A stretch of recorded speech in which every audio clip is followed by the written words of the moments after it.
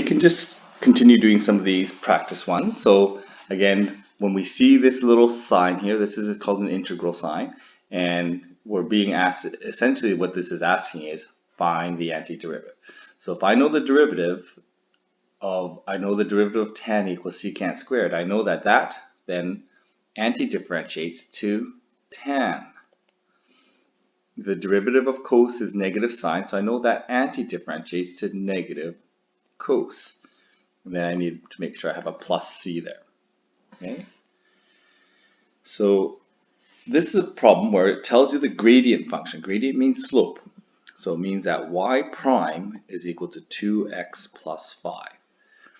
What we're being asked to find is find the equation of the curve. Well, we know the equation of the curve must be the antiderivative. So it's going to go power 2 divided by 2, so that 2's cancel out.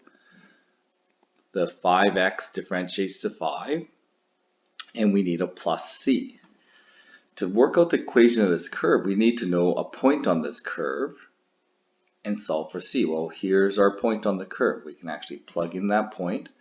Y is equal to -1, x is equal to 3. Okay, remember that this is the curve is original y function. Okay, so it's going to pass through that point.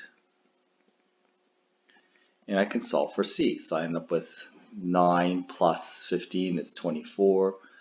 I'm going to end up with -25 equals c. My equation works out to be x squared plus 5x minus 25. That is the original curve that goes through that point and has a derivative function that looks like that. We talked about velocity, acceleration, and position. Okay, the derivative of position is velocity, derivative of velocity is acceleration. Well, we've been given the acceleration here. So what we can say is that the velocity function is going to be the antiderivative of the acceleration function. Okay?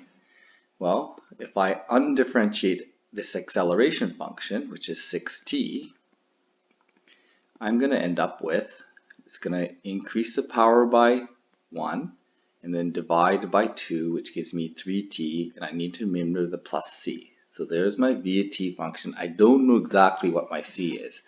However, we've been given an ordered pair here. At t equals 5, v equals 79. So t equals 5, v equals 79. Well, I can plug that into this equation. V of 5 equals 3 times 5 squared plus c. I can solve for c because I know that that's equal to 79. So I get 75 plus c equals 79. C must be equal to 4.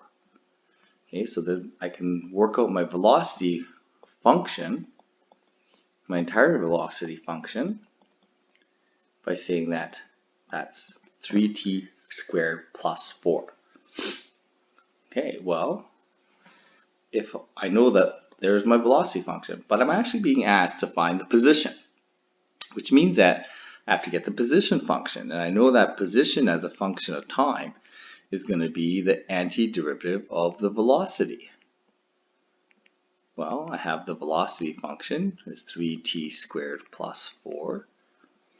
Okay, and I want to antidifferentiate this, so I'm just going to increase the power by 1, divide by 3, so I'm going to get rid of 3. This becomes 4t, but I'm going to remember plus c. Okay.